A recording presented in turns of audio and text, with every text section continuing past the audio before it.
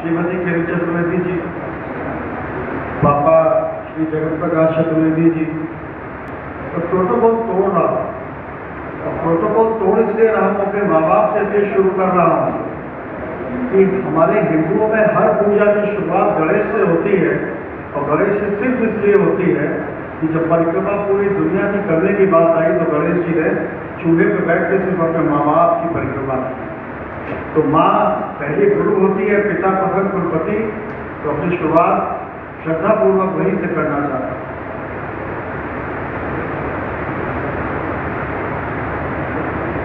आज जब मैं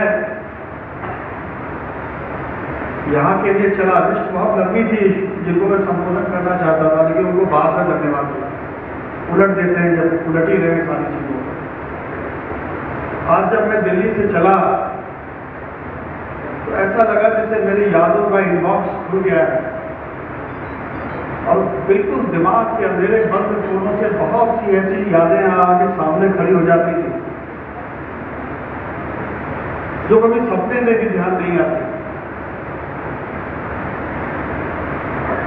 और यादें कभी तटस्थ नहीं होती, यादों में आप ही का अर्थ, आपकी के थॉट्स का अर्थ, आपकी भावनाओं का अर्थ उस पर दिखाई पड़ता है। ईश्वर ने बस एक ही कृपा की कि मुझे बुरी बातें याद नहीं आती, तो सिर्फ अच्छी बातें याद आती। याद आया कि आज से 40 साल पहले 1977 में ये शहर छोड़ा था। याद आया कि उससे 3 साल पहले इलाहाबाद से इस शहर में आए थे। फ्रायड कहता है कि किसी भी व्यक्ति की जो पर्सनैलिटी है वो 15 साल की उम्र तक बन जाती है। तो मैंने 15वां साल यही जिया था, और मुझे ऐसा लगता है जो उससे पहले का जीवन था जैसे पौधा बड़ा हो रहा हो और इस पर तने और शाखें डालने का काम मैंने नहीं किया। आज ये पत्रकारिता की बात, दुनिया की बात, ये बड़ी बड़ी बातें करने के बजाय क्यों ना मन की बात करूँ आप लोगों से। वैसे मन की बात से लोग घबराने लगे हैं। तो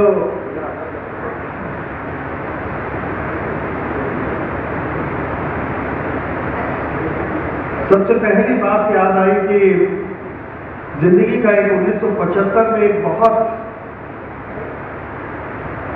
ऐसी सीख मिली जो किसी किताब में नहीं थी उससे पहले। और बाद में जब भी कभी अच्छी किताबें पढ़ी तो मुझे लगा कि आप किसी किताब को तब तक नहीं समझ सकते जब तक आप उसको जी नहीं सकते। हुआ ये कि हाई स्कूल में पढ़ते थे और छोटा भाई टॉपर था, बहन बहुत अच्छा पढ़ती थी, लेकिन मैं पूरी कलंक था। और मेरी पढ़ने वाले को लेकर किसी को कोई उम्मीद नहीं थी मुझसे। यहाँ पर कुछ लोग हैं जिनके भाई थे, वो नहीं है यहाँ पर शायद, क्योंकि उन्होंने सबके चेहरे बदल दिए। वो 5 या 6 साल से हाई स्कूल में फेल हो रहे थे, और फेल होने के मामले में अनुभवी आदमी थे। वो किसी को भी कभी भी कहीं भी पकड़ के बता देते थे कि फेल होने में कोई बुराई नहीं है, फेल होना चाहिए। पास होने वालों ने ही कौन सा 3 बार लिया, और उनके पास अपने पिता से लेकर दुनिया भर के लिस्ट जो पास होते थे।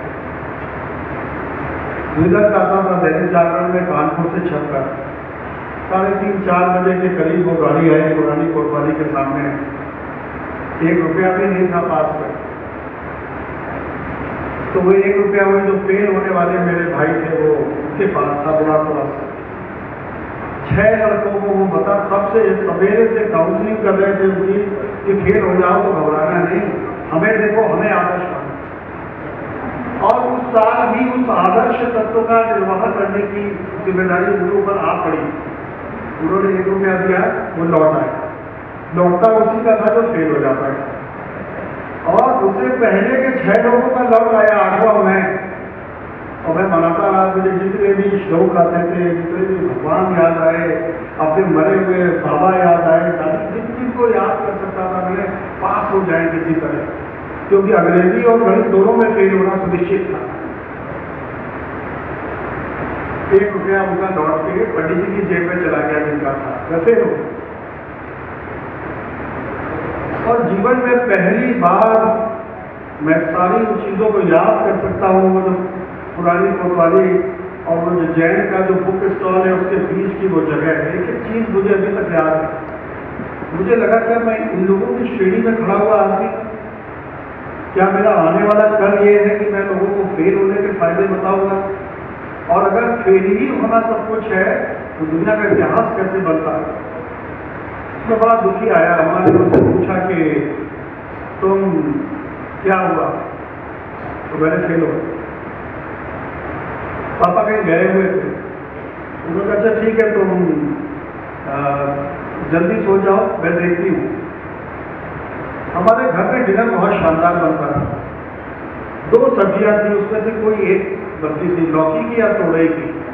इसके अलावा कोई खाना नहीं बनता था, क्योंकि रात में तामसी भोजन करने से बुरे ख्याल आते हैं। अब वो अच्छे ख्याल आकर ही रिजल्ट ऐसा आया। उस दिन भी तोरई बनी थी, मैंने खाई और मैं ढोंग करने लगा कि मैं सो रहा हूँ। पापा आए और क्या हुआ? तो फेल हो गया। तो पूरे पापा से बोले कुछ कहिएगा मत, ये आत्महत्या कर देगा। माएँ बुरे शब्दों से भी अपने बच्चों की जिंदगी बचाती हैं। फिर सवेरे में उठा, उस समय सब्जी मंडी शायद 6 साढ़े 6 बजे गुंजा हो जाती थी। भगवान जाने आज क्या है।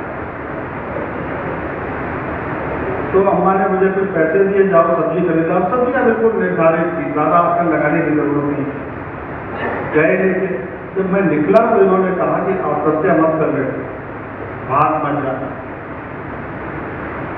मैं गया और वहां पर एक सज्जन मिला, लेकर के आई तो सप्ली आई गई, सप्लीमेंट्री आ गई।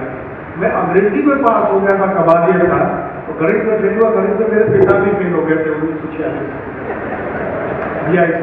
ऐसा पापा ने बताया। और उन्होंने ये भी बताया कि 1947 या 46 में हाई स्कूल किया था। अगर उस साल गणित ऑप्शनल कर दिया गया, अगले साल नहीं किया गया होता तो MA पास नहीं होते और शायद नहीं आते। तो गणित का हमारे खानदान पर प्रकोप है। मेरे बेटे ने जब गणित में 90 नंबर पाने शुरू किए तो मैंने अपनी पत्नी से कहा कुल कर तो ये लग रहा है and he maintain is record, तो फेल होने लगा। तो मैं पहली बार मुझे उस सब्जी मंडी में ये लगा कि डूबते को तिनके का सहारा करा था। मैं फेल नहीं हूँ, मैं फेल होने से बच गया। ये ठीक है कि मैं पास भी नहीं हुआ, लेकिन मैं फेल नहीं हुआ। मैं आया, अम्मा से कहा कि मुझे ट्यूशन करना है। ऐसे गुप्ता साहब पढ़ाते थे GIC में, मैंने सुना था सबसे अच्छे टीचर, पता नहीं अब हैं कि नहीं है। वो पंजाबी कॉलोनी में रहते थे, उनके यहाँ गया, उन्होंने 100 रुपये लगेंगे। पापा की सैलरी 500 रुपये लगी, भगवान जाने इतनी फी भी गिरी थी। तो मुझे बहुत कचोट हुई कि मैं 100 रुपये अपने पिता की खून पसीने की कमाई को 1 महीने के लिए सिर्फ अपनी कामचोरी और अक्षमता की वजह से कर। और मैंने बहुत सारे, मैं किताबें भी नहीं खरीदना चाहता था, मैं कॉपीज भी नहीं खरीदना चाहता था, और मैंने बहुत सारे कागज काट के सिर्फ के कॉपीज बनाई। और जब मैं पहले दिन गया तो जितनी ट्रिग्नोमेट्री गुप्ता साहब ने पढ़ाई थी वो सारी की सारी कॉपी भर रखी थी। तो ये क्या है? मैं होमवर्क। एक दिन गुप्ता जी ने जांचा, 2 दिन जांचा, उनको लग गया तो बहुत पागल होता है भाई, ये फेल कैसे हो गया। खैर उस साल हाई स्कूल पास हो गए तो फिर दोबारा फेल होने की नौबत नहीं है। लेकिन उस एक क्षण में जो मैं फेल हुआ, उस एक क्षण में जो मैं फेल होने से बचा, उस एक क्षण में जब इसका एहसास हुआ कि आपको कोई हक नहीं बनता अपने माँ बाप की भावनाओं से खेलने का, आपको कोई हक नहीं बनता कोई उनके पैसे का दुरुपयोग करने का, तो मैंने निर्णय किया कि अब जिंदगी में मैं कभी पीछे मुड़ के नहीं देखूंगा। और मेरे पास कुछ और नहीं था, मेरे पास सिर्फ मेरी मेहनत थी। मैं कुछ नहीं कर सकता था, मैं सिर्फ मेहनत कर सकता था। तो आज भी अगर कोई मुझसे पूछता है कि तुम क्या हो, तो मैं कहता हूँ शायद मैं मेहनती हूँ, मैं मेहनत बहुत जबरदस्त कर सकता हूँ। तो मैनपुरी की एक सीख होती, मैनपुरी की दूसरी एक सीख जो जिंदगी में बाद में, अब मैं कल कहीं भाषण देने जा रहा हूँ दूसरी जगह, तो वो मैं बताऊंगा उनको। मैनेजमेंट की आजकल मोटिवेशनल स्पीच का एक नया दौर आया है। जो लोग फेल हो जाते हैं दूसरों को मोटिवेट करते हैं। तो यहीं पर एक सज्जन है, बड़े शैतान थे, वो थोड़े बड़े हैं उन लोगों मुझसे। वो एक दिन से स्कल गया, एक खोपड़ी, और उन्होंने कहा, मैं नाम नहीं ले रहा हूँ, उन्होंने कहा कि ये जो स्कल है ये इससे पैसे कमाएंगे। मैंने कैसे भाई? तो वो जो नीम का पेड़ क्रिश्चियन इंटर कॉलेज में है कि नहीं मुझे मालूम, मैदान में उसके है, वो नीम का पेड़ किसके चबूतरा होता था, उसके नीचे उन्होंने कपड़ा बिछाया, उस पर वो स्कल रख दिया, स्कल के ऊपर एक उन्होंने टीका लगाया और उससे कुछ पैसे रख दिए। तो ये देशवाद कुछ लोगों ने जाते जाते पैसे चढ़ाने शुरू किए। तो हम लोगों को तो लगा कि अरे वाह, इसे कहते कुटीर उद्योग, बिना कुछ काम किए जो भी आप अपने स्टार्टअप बोलिए, जो भी बोलिए उसको। अब वो साहब एक दिन उन्हीं के लिए आया कि इसके ऊपर अगर हम लोग एक लाल रंग की पताका फहरा दें तो बड़ा बढ़िया रहेगा। तब वो पताका भी फहरा दी। अब पताका फहरते ही ये तो आज के दिन नहीं दे रही तो अभी पता नहीं क्या हो गया होगा, क्योंकि क्रिश्चियन इंटर कॉलेज था, क्योंकि वहाँ क्रिश्चियन का तमाम था। तो एकाध तो बड़े लोगों ने कहा कि अरे भाई ये क्या हो रहा है, कब्जा हो रहा है, एडमिसेंट है। बड़ा विवाद नहीं हुआ क्योंकि दीपक के फादर बहुत समझदार आदमी तो मैं उनको सलाम करता हूँ। तो वो हम लोग उसकी रखवाली करते थे स्कल की, शाम को उसको छुपा के उसी अगोछे में लपेट के लाइए, समझ जाएंगे उसको उसको उसको स्कल को लपेट के ले जाते थे और रख देते थे। मैनेजमेंट यहाँ नहीं, मैनेजमेंट ये है कि वो एक दिन सब लोग बातचीत में मशगूल हो गए, इधर उधर हो गए, कुत्ते ने स्कल को उठाया और मैंने कहा जाए। अब इस कहानी के दो मॉडल हैं बहुत बड़े। पहला ये कि दुनिया में पैसे बरस रहे हैं, आप कहीं भी कमा सकते हैं। दूसरा ये अनैतिक तरीके से कमाइएगा तो बहुत सीधी कमा। तो दो सीखें ऐसी थी, ऐसी बहुत सी हैं, लेकिन मैं बहुत आपका समय भी देना चाहूंगा। आज वीरेंद्र मिश्र जी के बारे में दो लाइनें बोलना चाहता हूं। मेरे चाचा थे, चाचा तो लाखन सिंह जी भी हैं, और यहाँ आके सही मायने में भाई भतीजावादी हो गया हूँ। कोई भाई है, कोई भतीजे हैं, कोई चाचा हैं जिनका मैं भतीजा, तो शायद भाई भतीजावाद यही होता।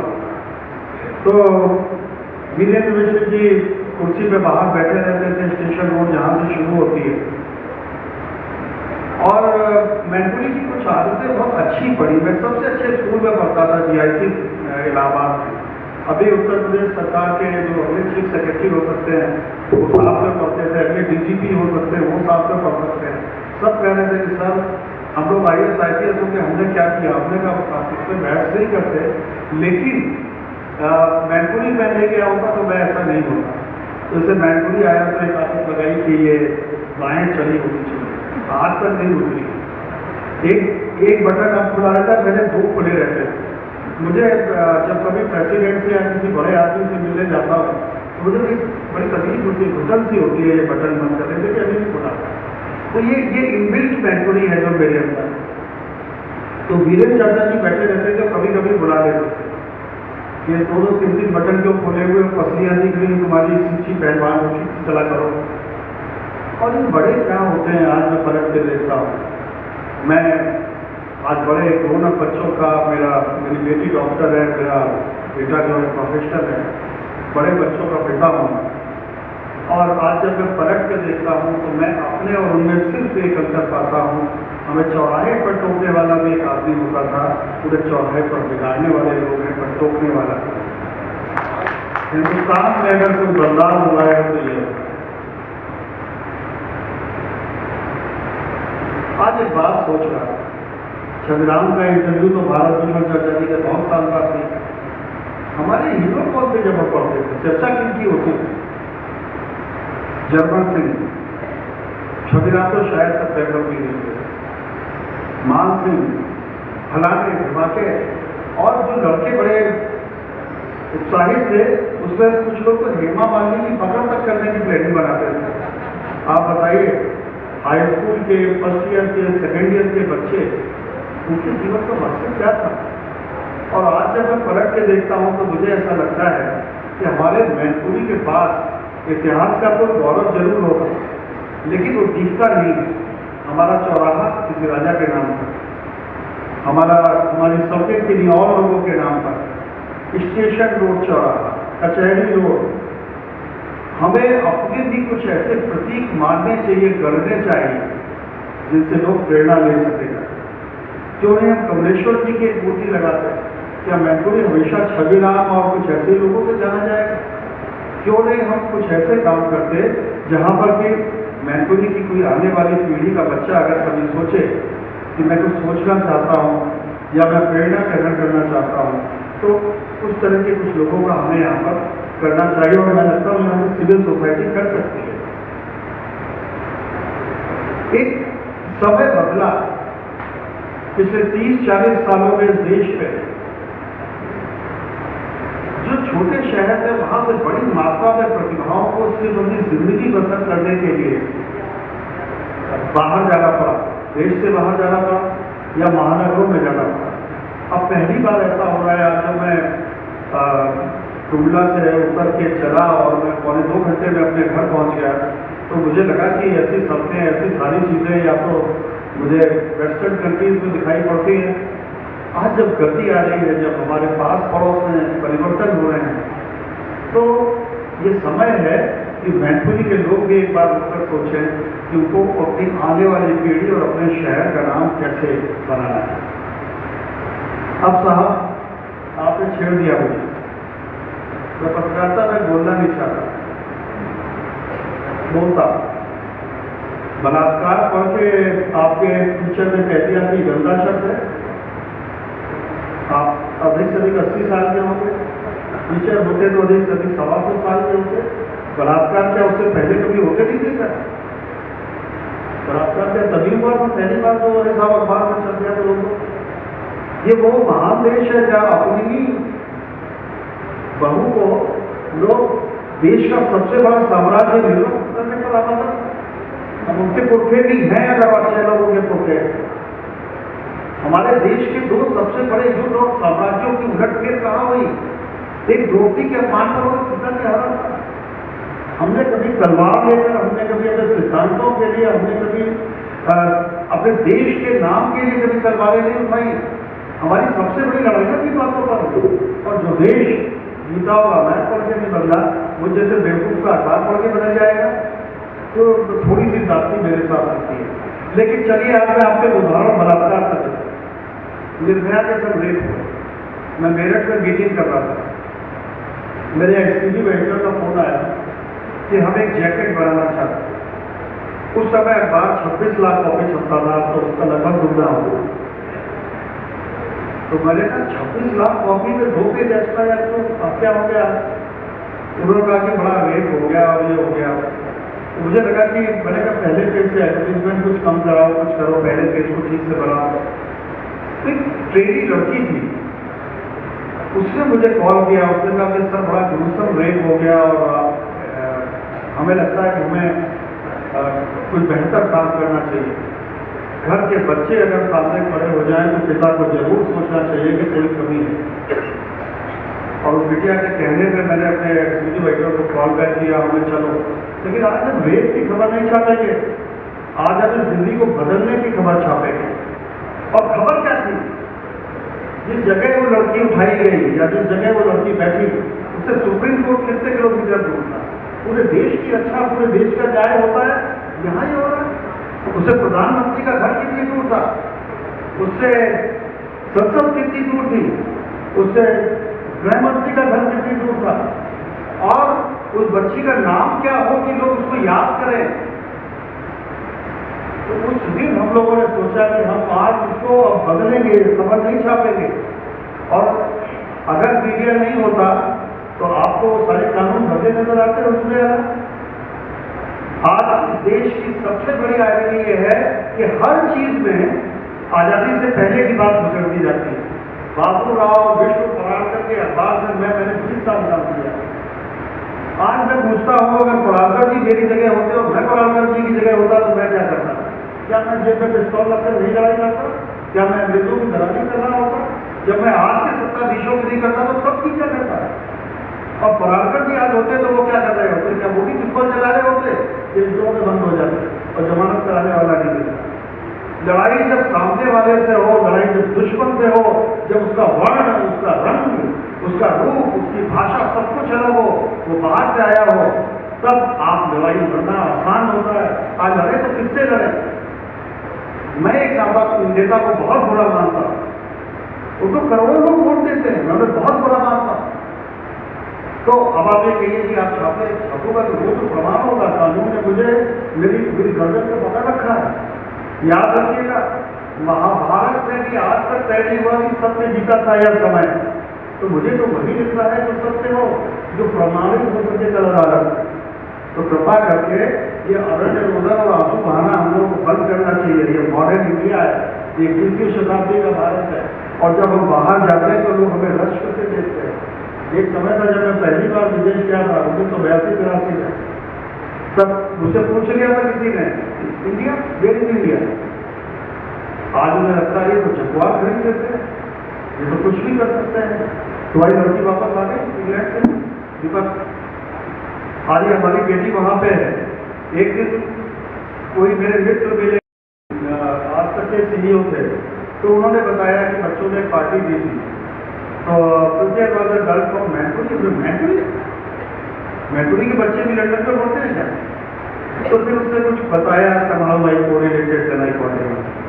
तो ये जो बार बार और दूसरे हम खुद कुछ करते नहीं, मीडिया सब करते, मीडिया की भी एक हकीकत बताता हूं। एक, आज आप शिक्षा के लिए पैसे देने में आपको तकलीफ होती है? नहीं होती। डॉक्टर को चिकित्सा के लिए पैसे देने में तकलीफ होती है? नहीं होती। आपको न्याय के लिए, इंसाफ के लिए वकील को पैसे देने में तकलीफ होती है? नहीं होती। इस देश में जहाँ शिक्षा, जहाँ स्वास्थ्य, जहाँ न्याय और जल्लाद को भी पैसे देने में स्टेट को तकलीफ नहीं होती, जो फांसी पे लटकाता है वो भी कानून के लिए जरूरी है। हुजूर, आज आपकी जानकारी के लिए बताऊं, आप जितने चैनल देखते हैं अपने घर पर, उसका कभी भी नहीं देते एक रुपये। और जो अखबार आप पढ़ते हैं वो हाईली सब्सिडाइज है, 5 रुपये पर कॉपी घाटा होता है। इसलिए वो अखबार चलते कैसे हैं? विज्ञापनों से। और आज मैं बड़ी विनम्रता से ये भी पूछना चाहूंगा कि अगर प्रोफेशनल लोगों का समय है तो क्या प्रोफेशनल पत्रकारों को पालने की जिम्मेदारी समाज की नहीं है? 37 साल की पत्रकारिता में, मैं तो नहीं कह रहा कि मैं गांधी जी को मेरी पूजा करूं, लेकिन 37 साल की पत्रकारिता में एक आदमी को आगे बता दे कि मैंने उससे कोई प्रिविलेज मांगा। देश के प्रधानमंत्री ने एक बार मुझसे पूछा, ये वाले न्यूयॉर्क है, what can I do for you? मैंने boss what can you do for me? आज भी सोचता हूँ, बहुत साल हो गए, मैं क्या मान लेता हूँ भाई, मैं व्यापारी हूं नहीं, और मेरी हालत क्या है? सुकरात ने कहानी लिखी कि वो जा रहे थे और एक गरीब सड़क के किनारे बैठा अंजीर का टुकड़ा अपने अंगूठे से घेर के खा रहा है। सुकरात ने पूछा कि भाई ये क्या खा रहे? तो ये अंजीर खा रहा हो, अंगूठे पे क्यों रगड़ रहे? तो सोचा नमक की डली है। तो उन्होंने कहा नमक की डली? कोई अच्छी चीज क्यों नहीं सोची कि वो अच्छी चीज से रगड़ के खा रहा हूं? उसे सुकरात की ओर देखा, हंसा, बोला कभी नहीं हो तो कल्पना करो, मेरे लिए तो नमक ही बहुत उत्तम चीज है। तो मैं प्रधानमंत्री से क्या मांगे था? हजरा की पाइपलाइन, कोई एयरलाइन मान लेता। तो साहब, आज अगर एक प्रोफेशनलिज्म की दुनिया आ रही है तो कृपया सत्य को जीवित रखने के लिए भी थोड़ी जेब ढीली कीजिए। अंत में मुझे मैनपुरी में इतने अच्छे कार्यक्रम की उम्मीद नहीं थी। भारत भूषण जी का फोन आया, मेरे बड़े हैं, मेरे बुजुर्ग हैं, मेरे घर के हैं, और कुछ ऐसे पत्रकार हैं जिनकी मैं इज्जत करता हूं, उनमें एक तो आना तो था। मैंने कहा साहब किसी सैटरडे को कर लीजिएगा। वो सैटरडे 28 तारीख फिक्स हो गया। 28 तारीख फिक्स होने के बाद कोई और हुक्म हो गया कि कहीं जाना है, इंटरनेशनल बाइक पकड़ लिया 10:30 बजे गिरा। अब मैंने कहा है तो जाऊंगा, लेकिन मुझे आके यहाँ बहुत अच्छा लगा और क्लियर सीधे क्या है। टी.एस. इलियट को जब नोबेल प्राइज कमेटी ने कहा कि हम आपको नोबेल पुरस्कार से सम्मानित करना चाहते हैं, तो उन्होंने कहा कि मुझे सोचने का टाइम नहीं। इस उम्र में मुझे नोबेल प्राइज दिया जा रहा है, जो संसार का सबसे बड़ा पुरस्कार है, और अगर सबसे बड़ा पुरस्कार दिया जा रहा है तो क्या मेरा काम खत्म हो गया? क्या मैं इसके बाद कोई और बड़ी रचना नहीं रचने जा रहा हूँ? बहुत सोच विचार के उन्होंने कहा कि पुरस्कार एक सम्मान है जिसे ग्रहण करना चाहिए। आज मेरे दिमाग में जो दूसरा मुहावरा आ रहा था, घर का जोगी जोगिया हम गाँव का सिद्ध, अपने लोगों से इज्जत पाके, अपने लोगों से प्यार पाके, अपने लोगों से दुलार पाके उम्र बढ़ती है। आज मेरी उम्र बढ़ गई। वैसे भी मैं दयाशंकर से कह रहा था तुम्हारे बाल सफेद हो गए, फिर मुझे लगा मैं तो इनसे बड़ा, तो मैंने कहा मेरे बाल काले हो गए उनके। अंत में